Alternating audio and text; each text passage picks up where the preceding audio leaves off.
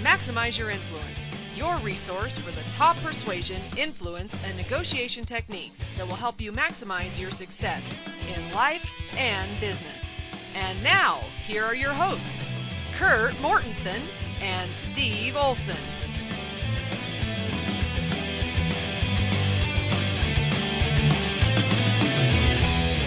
Welcome everybody to another episode of Maximize Your Influence. It's episode 15. If you've stuck with us for this long, congratulations to you.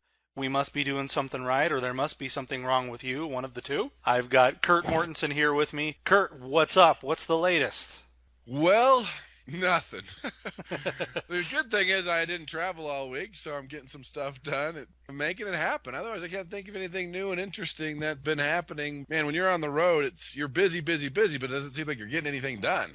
Yeah, well, and you come back to a huge stack of stuff you have to catch up on, and you finally catch up on it, and wouldn't you know it, it's time to go on the road again, right?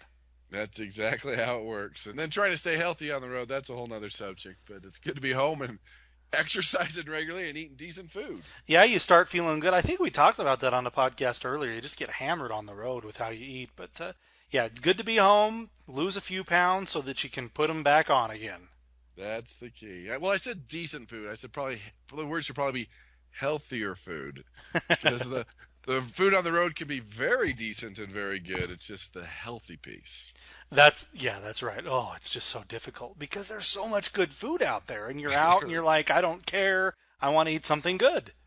So especially if you've missed the first two meals of the day and you're just ready to eat something really good.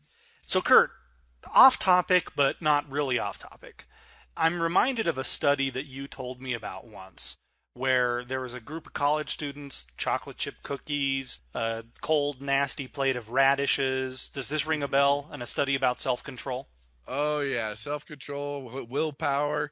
It was interesting. And you wonder why these people volunteer for the studies. But this was a group of psychology students. And they came to the study on sensory perception. They had fasted, I think, for 3 or 4 hours. And what happened is they showed up to the study hungry, and they smelled these freshly baked chocolate chip cookies. And they let them go into this room, and they saw these warm cookies surrounded by, I think it was peanut M&Ms, and there was a plate of radishes. The studies tried to reveal willpower. And what we know about willpower is it's almost like a battery. Every time we say no, every time we resist, it gets weaker and weaker and weaker. So by the end of the day, your willpower battery is so low, you don't care anymore, nobody loves you, and that's when you fell on your diet and you eat the whole thing of ice cream. So these students, half of them could eat whatever they wanted. And again, that's an easy decision. The cookies is where you want to go. Uh-huh. And the other half could only eat the radishes. And you could watch these students are looking, they're exercising willpower, they're resisting, and they finally eat the radishes. And they say, okay, we're going to set up for the next study, go to the next room, and there's some puzzles there we want you to solve while you're waiting. Now, that was the study. What the students did not know is that those puzzles were unsolvable. Oh, that's horrible. Right? And they just want to see how fast they'd give up. Now, based on willpower theory, is every time you resist, every time you say no, every time you even negative emotions drain that willpower battery. So what they found is that the radish eaters who exercised willpower, and when they needed it on the next exercise to finish these puzzles, gave up almost 3 times faster than the chocolate chip cookie eaters. So kind of a mean study to do on students, but an interesting factoid to kind of remember that, hey, this is an important part of human nature and even self-persuasion. So the long and short of it is then they get these students, some of them get to eat whatever they want, the others have to just eat the cold, nasty plate of radishes, and then they're both sent to solve these puzzles that you can't solve. And so the people that had all that restraint of not eating the chocolate chip cookies just threw their hands up so much earlier on the unsolvable puzzles because that battery was essentially gone. It was gone, or at least drained significantly. That's why when you look at goals, for example, most people fail in the evening versus the morning. Just dieting. In the morning, you're refreshed, you're recharged, and no to the donuts and no to the bagels. But every time you say no, every time there's a negative emotion, every time something bad happens, drain to the point where you get home and nobody cares, nobody loves you, and you eat the whole thing of ice cream because you haven't spent the time to recharge that battery. I don't know, man. You've mentioned this ice cream thing. Did you have an ice cream incident this week, Kurt? I didn't, but I do love my ice cream. There's certain things where you look at it and says, that's worth the calories. And that would be a good ribeye, and that would be Ben & Jerry's ice cream, where that is where I will go run 2 miles or 4 miles or more so I can burn off those calories. Not everything's like that, but ice cream's in that category. But it has to be good quality ice cream. I'm not talking about the cheap stuff. I'm talking about, I would put in the cinnamon bun, Ben and Jerry's, or kitchen sink would be up there. Chunky Monkey would be up there. Think I'm craving ice cream right now. That's what we're talking about. Can you hear the passion in his voice, folks, about the ice? I've been on the road with this guy, and I can second what he's saying. If you ever need leverage on Kurt, you know what to do. Ice cream would be definitely on that list, or a good steak, or even prime rib would be on that list too. Yeah, I could go for some prime rib. Well, I'll tell you this. I allow myself, when it comes to eating, I allow myself 1 screw up per day. Now, many of you are thinking, what does that mean? Well, that depends on the time of day that I screw up. Okay? I've noticed that if I decide, okay, Steve, you can mess up at lunch or in the afternoon sometime. Maybe I'll have like a half of a cookie or something sweet that just kind of satisfies that craving and allows me to just screw up a little bit. And I found that the battery kind of recharges from then, and I'm stronger in the evening. But if I don't allow myself the screw up, and it's 11 o'clock at night and I'm done working and I don't want to go to bed, I want nachos. I want a whole pizza. So the screw up is just horrible if it happens at night. And I think that's what you're saying. I have so much less battery left over that, wow, if I'm going to fall on my face, I really do it with style. That's a big part of it too. And part of it too is if you start focusing on a food and say, no, I can't, you want it more. And you want it more, and you want it more, and you want it more, and eventually you're going to fail. So I think it's a function of the visualization and wanting it, and wait until your battery is way low to where you have no way to resist that midnight nacho buffet. Yeah. I guess the only challenge there is, for me, free day turns into free weekend. Free weekend, and of course, calories don't count when you're on the road or you're on vacation. So I think we've established that. Yeah. we sure talk about food a lot on these podcasts. We should get off probably that. Do this. Yeah, we need to probably do this when our stomachs are a little more full. I guess so. Maybe we should just do a food podcast and lean into this. You know what I'm saying? Better yet, we should be eating ice cream while we're podcasting, and then we could have flavor of the show.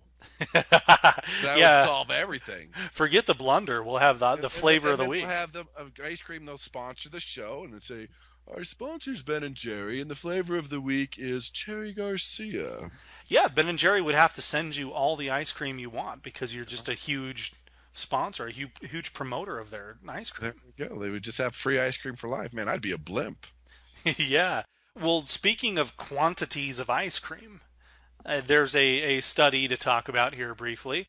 One of the places that we go to for a lot of information, Harvard Business Review. We like the research. In fact, both you and I have been out to the Harvard program on negotiation before and been trained by those guys. They've got some good research out there.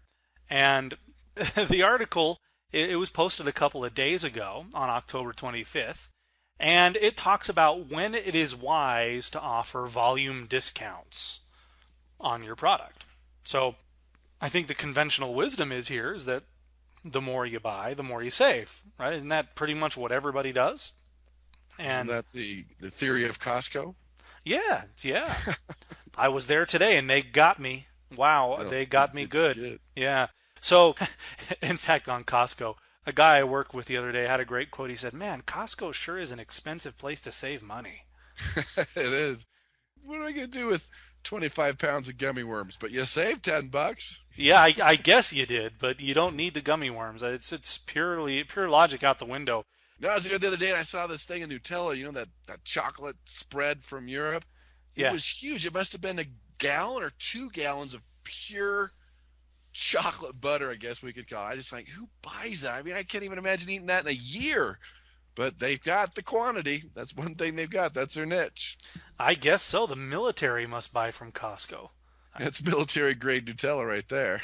Yeah, feed a full platoon with that stuff.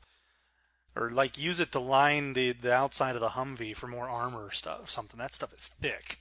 Oh, yeah. Gross. Kill you in a second. Well, this guy tells a story about going to his local butcher to buy some ribs because he was having a barbecue and having a bunch of his friends over. And so, of course, he buys a ton of these things. And he asks the butcher for a quantity discount when he's checking out. So he automatically lowers the price from $8 to $6 a pound. And this guy, being the Harvard researcher that he is, starts really thinking about that and what this did to this guy's bottom line by so quickly being willing to reduce the price based on a quantity purchase.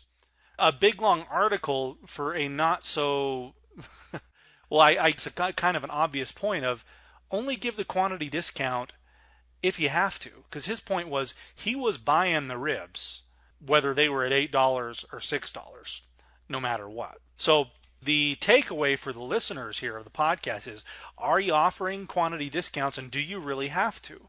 I think if you've got a lot of customers that are used to getting them from you, it would be tough to backtrack and say, I'm not doing that anymore.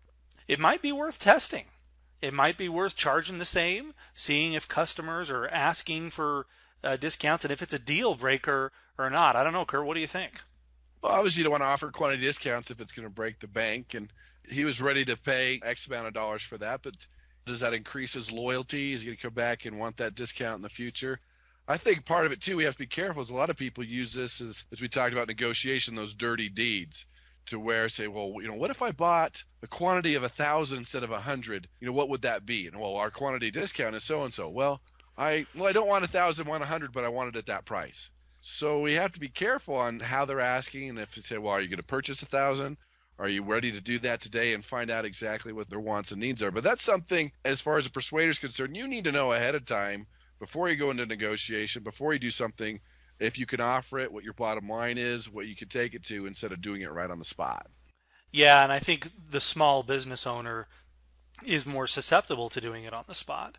And I think that's because it's so easy to get hypnotized by the revenue. A quantity order brings in what seems to be a large amount of revenue for one time. But if you actually sat down, did the math, punched everything out, you would see that, wow, that's not a very profitable deal for me. And I've fallen for that before too, where revenue can mask so many problems in your business. You think everything's just peachy, but you're not running it like a business. Anyway, this isn't a accounting or inventory management podcast, but I know we're all negotiating on price and persuading people all the time. So probably something worth testing according to the Harvard Business Review. Do you really need to give the volume discount? And if you fail miserably trying this, send us your hate mail at maximizeyourinfluence@gmail.com, addressed to Kurt, of course. There you go. Well, one last thing on that too. If, like this rib, for example, if the ribs are in the bag and they're there at the cash register ready to pay, they say, hey, can I have a quantity discount? That's probably a time where you don't need to give one. Now, if it's before and they're talking about it, they're trying to get some ideas, they're trying to see what to do, getting their options, that might be a better time to kind of fish and give the quantity discount versus they're already ready to roll. They made the decision. They're just fishing at that point. Yeah, exactly right. They're already committed. They're done. They're just looking for that last minute little deal, but it's not a deal breaker to not give it. Good point. Well, good. We are going to talk about a very overused law of persuasion today. We've touched on it briefly before, but this is the law of scarcity. Kurt, you want to give us a Reader's Digest version, a really quick summary on what is the law of scarcity? Why should the listeners care? The term for psychologists is psychological reactance, but basically when you restrict the availability of your product, it could be a service, availability of your time or information or even yourself, that people want it more. Because when you set limitation, it actually piques your audience interest and they get more excited about it and actually has more value to it. But then on the flip side, as you mentioned, it's been used and abused. I mean, really, how often can a furniture store go out of business? Yeah, they go out of business Really? a lot. Yeah, they do, because there's that urgency. And on one hand, we're like, well, we don't need to do that. But if you don't give somebody a deadline, if you don't give them the reason to do it right now, you'll never hear from them again. That's why when you see the Home Shopping Network, there's a countdown clock and there's a quantity reduction as far as how many are left in those. They say this is the last time or not available in stores. That creates that urgency that people want it more. And your goal, of course, is to get them to make a decision. Yeah. So what are some of the red flags? Because we all have had that queasy experience where somebody is using this on us and we know it's just posturing, it's a bunch of nonsense, and it's not real. But we all know, too, that when it's genuine, it's extremely effective. I think we brought up the point on one of the previous podcasts that airlines can use, well, legitimate scarcity because there's only so many seats on an airplane. It's not like when they tell you, hey, we have 3 seats left, that's a bunch of hooey. So even though we may not be an airline, even though there may be plenty of our product, how do we use this legitimately, or conversely to kind of an open-ended question to you, how do we avoid these pitfalls to not come across so greasy and used car salesy? It depends on the industry, too. For example, if you're at a cell phone store and like, oh, sale ends today, and you're like, yeah, right, or last you less than in your size. I remember going to buy a car, like, hey, someone's coming tonight to look at this car. I'm like, I'll just pick it up tomorrow, and I came back, and it was gone. So we've all had enough experiences where we've been maybe burned by this, but then we've also heard, sale ends today, and you're like, well, I come back tomorrow. Like, well, we'll give it to you then, too. So when you're using scarcity or urgency, it needs to be legitimate. It needs to be believable. Just like Disney DVDs, they say, last time this century, last time this decade, it's going back in the Disney vault. Now, I don't know if there's a Disney vault. I doubt there is, but we know they're going to take them away. We know on eBay when we get that outbid note, if someone's taking something away from us, it's taken away, and that's legitimate, and it's believable, and a lot of times you have to explain why. You just can't pull it out of the air. You can't be like one of those websites that has a 5-minute countdown clock to make a decision, and you refresh it, it goes back to 5 minutes. Right? We've all seen that. So it's been abused and overused, but it's also a very powerful thing. I remember being on a cruise with my wife, and we're talking to the couple at the table, and says, we're going to stop the next day at an island in the Caribbean called Grenada. And it was the only place on earth you can get nutmeg syrup. We're like, what? Only place? Nutmeg syrup? Only place on earth? We got off the boat, and we got a couple of things of nutmeg syrup, and guess what rotted in our cupboard? Yeah. Nutmeg syrup, and that's just part of it. It's part of our conditioning as children. You put children in a room with 20 toys and say, can't play with that one. Here's 19, you can't play with that one. Here's the other 19. And they approach the one they're not supposed to touch 3 times faster. I mean, we can talk about Black Friday coming up. Those aren't humans, but there's not enough to go around. Or when Xbox comes out, or Apple, that urgency, that scarcity, throws them off their rock, or whatever you want to say. Even when I go to the store to buy, here it is, ice cream again, and I come home, my wife's like, why'd you buy 4? You bought 4. I'm all, limit 4. Right? Limit 4, that's another form of scarcity and urgency. So the key factors, legitimate, believable, let them know why there's scarcity, why there's a deadline, why there's a limit, and that makes a huge difference. Because if you say, oh, just get back to me whenever you can, whenever you get around to it, just think about it. We all know in the world of persuasion influence, it ain't happening.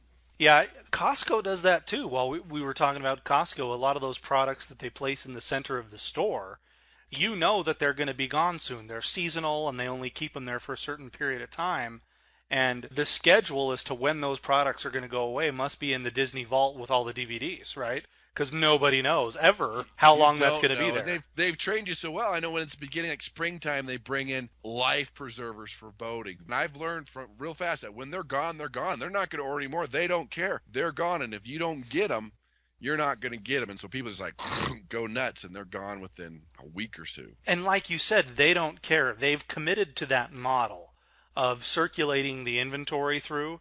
And they know people are going to complain. They know that, hey, people are going to be grumpy that the life preservers are gone or whatever is gone. But they're in this for the long haul because they know that next year when that stuff comes out, guess who's going to be first in line? Everybody who missed out. I learned that as an entrepreneur a while ago about when you're a small business and you're trying to grow your business. I think people who are in that boat have kind of been in a phase where I don't want to say they're desperate, but they're willing to do anything to get somebody's business. And when you're willing to do anything to get somebody's business, you have to do almost anything to get somebody's business. Because it's this mental attitude you have, and I found that it projects out there to people, and they can feel it. They know, hey, this guy needs my business. I'm going to take him for a ride. And a mentor of mine a while back told me, look, Steve, to have a happy, healthy life, there's things you got to do every day of your life. You've got to take time to learn and grow. You've got to exercise. You've got to spend time with your family. Book that stuff in the calendar. And when people are scheduling appointments with you, and they want to schedule during that time, don't do it. Say you're not available. And no, you might burn 1 or 2 sales on the front end, but you create a culture of allure with your business. That Steve is busy and successful. He doesn't have to take all the appointments. He doesn't necessarily need you, even though, hey, guess what he does, right? And that just creates that mentality, kind of like what some of these massively successful companies do, like Costco or like Apple. There's no doubt who's in charge there. And the customers are willing to just buy whatever these guys put out because of that culture of allure that they've created in the business. And I think that you talk about that in your book, Maximum Influence, on the chapter of the law of scarcity, how allure is one of the components to create legitimate scarcity, is it not? It is that allure to train people, like you said, how to treat you. Some companies, they start going through now, and this is a new trend where they go to their bottom clients and say, look, we're firing you as a customer. You're too much of a pain in the butt. And of course, they'll probably verbally package that better. We can't service you. And they're like, no, we'll be better. We'll buy more. Please don't. Okay, they've taken it away. They want it more. And even things like this, a bank needs to loan money. But when you go to a bank for the loan, who's persuading who? It's crazy, yeah. Right? You go to apply for a college. You have to pay to apply to a college, and they need your money, and then you have to pay them more money to be there. They switched it around. I was talking to a human resource director, and they offer free training to all their employees, and they weren't taking advantage of it. They just added one thing, limit 2 trainings per year. You only get 2. You can only have 2. It dramatically increased training. So creating that allure, training people how to treat you. I mean, if you say, can we meet next week? Oh, my week's wide open. I have no appointments. Obviously, there's no allure there. You have to at least have the perception, I don't know, let's see where we can fit you in. I've got these other appointments. So you're not coming across as that type of person that'll take any business at any time with anybody. And that's part of urgency and scarcity. I don't know if I should admit to this, but I'm going to do it. So, all right, here it comes. What is it? Here we go. Whenever somebody asks for an appointment with me, I never give them the exact time that they ask for first. I just have made that a rule. Call me an idiot, call me stubborn, but wow, has it done wonders for creating a culture of allure with my business. Now, I might give them 15 minutes later, but I need to create that allure. And it works very well for me. I think this drives some people crazy, but it's what I do, and it works very well. And that is that same allure that you see at a dance club. There's that line outside, that scarcity, that wanting to get in. People want it more. That intrigue, that allure. There's not enough to go around. They got to get theirs now. Whether you're selling a home, don't have people show up at 1, 2, and 3. Have them show up all at one time. It's a completely different scenario. And that is what you're looking for with, again, it's called psychological reactance. I think it's that way in the dating world too, which thank heavens I am not a part of. But especially the alpha males too, when a woman is playing hard to get or when she's aloof slightly, I mean, that just drives some people crazy. They've got to get her to say yes. They've got to get her to go out with them. They can't resist. Yeah, and if that man sees that lady with someone else, all of a sudden she's more desirable and they want her more. That's right. The key factors this is with whether it's a deadline for your company, limited space, potential loss, restricting freedom like country clubs. Make sure you have that allure, that it's real, it's legitimate, it's sincere, it's believable. And the last thing I want to add with that is make sure that you buffer it with some type of reward. Scarcity works a lot better with the reward, meaning, hey, the sale does end today, but when you do order the cell phone, you get an extra 1,000 minutes a month or an extra year in your warranty. Well, we can only offer this for another week, but if you can buy this home within a week, we will include all the cabinets in the garage, the play set in the back. So part of this, too, is creating that urgency, that scarcity, that takeaway, but then when they do make that decision, they also get this reward. Yeah. Well, those are all very good points, and everybody, like Kurt said, the key here is get that allure, get the limited space, get the deadlines, and back end it with a reward. How can you implement that more in your business? It may be something just as simple as what I do, is when people ask me for appointments, I never take what they first request. And you've got to commit to this. You've got to create that culture of allure, that culture of ethical scarcity, as we say. And so even though you might be able to take that appointment, or even though you might be able to do it at that price, you take the long view here. so that you create a business and a clientele that doesn't drive you crazy, that you're controlling because you've set the rules up psychologically ahead of time. And if you're only going to take 5 people, you only take 5 people. Stick to your guns. It'll work much better for you in the long run. Absolutely. Don't! So, Kurt, we're just about to sign off, but our old friend Homer has just risen his ugly head. We have another persuasion blunder, an absolute persuasion autopsy that we have to do here. Tell me about it. Well, we almost got away without having Homer. There was a sound again, your triple dope. Anyway, the blunder of the week, and I don't know if we need to name names as I do some secret shopping, and this was done at a Cadillac dealership.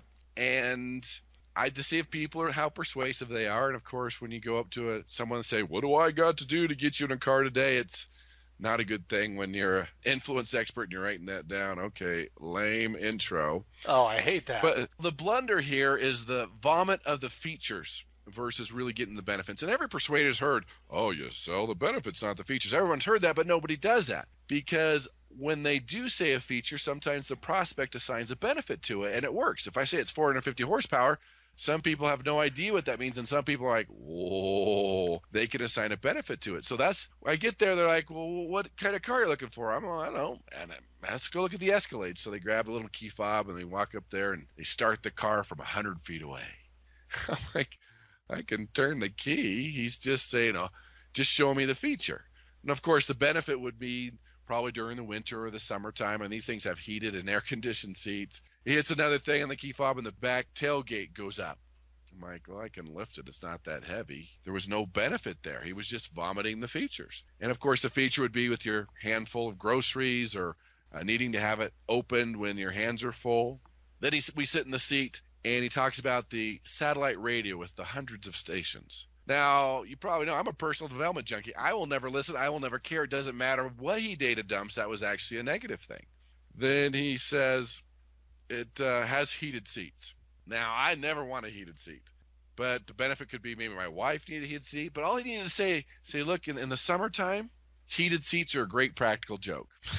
Right? Yeah, right. They see the person squirm next to you. I'm like, oh, done. But he was just vomiting and vomiting. He talked about, well, yeah, there's a camera, so you don't have to look over your shoulder. Even when I do have a camera in the car, I still look over my shoulder. But he didn't talk about maybe the safety of children could have been a benefit, or all I had to do was ask the right questions. You could back up to a trailer or to a boat without anybody helping you. And he just went on and on, vomiting all these features. And they were all nice features, but again, there was no benefit there for me. And he has to make sure by asking the right questions and what the benefits. All he had to do is say, well, why are you looking for an Escalade? And I'm more of a boat guy than a car guy. I say, I want something to pull a boat, has an engine strong enough to be able to do that. He says, well, here's the Escalade. It has the strongest engine in the class. You will not feel the boat. And it has a camera to where you can back up to your boat without anybody helping you. Sold. Sold, done, where's the paper? Everything else is just a benefit. Because if you look at an Escalade, there's over 100 switches and buttons in these things. Yeah. And if you spent the time going, this does this does this, I probably would have found 3 or 4 things not to do it. Like the satellite radio. I will never use that. Why do they keep going on and on about it? They're just vomiting all these features. Hopefully I will assign a benefit to it versus saying, what are the top 3 things you're looking for in an Escalade? What's the most important thing about? Why are you looking for that? Well, here you go. Everything else is just a bonus. Yeah. But they won not only the blunder of the day, but the vomiter of the day, to where it was just way out there. And they said things to the point where I didn't even want the car anymore because they kept vomiting and vomiting and vomiting. There goes the Cadillac guy. I found that getting the features and the benefits out there is like quick dry persuasion cement. So obviously it matters when you use it.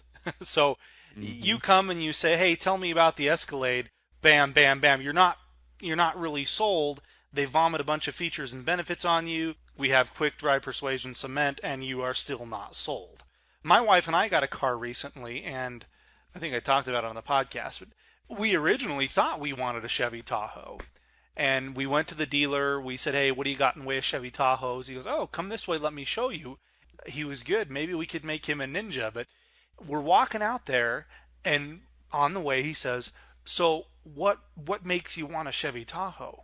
And by the time we tell him, we just glance by the Chevy Tahoes, and we end up at a completely different vehicle. And he goes, the reason I brought you over here first is because you said X, Y, and Z, and check this out. and he tells us and he shows us and he has us going through the vehicle, and we're just immediately loving this thing so much more than the Tahoe that we went originally to see. And then he could see that emotionally we had committed to this thing.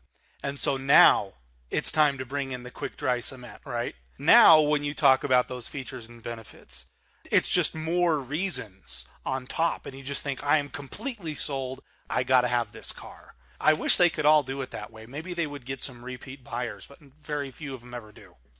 Yeah, there's no repeat buyers there. And that's the key thing, is knowing when to strike, knowing when to talk about the features versus the benefits. And something that might help our listeners is when you list the features of your product or service, sometimes you could have a feature side and a benefit side, and just in between write which means. So the feature, the powerful engine, what does that mean? What does that mean? What does that mean? To help you really dig into that benefit.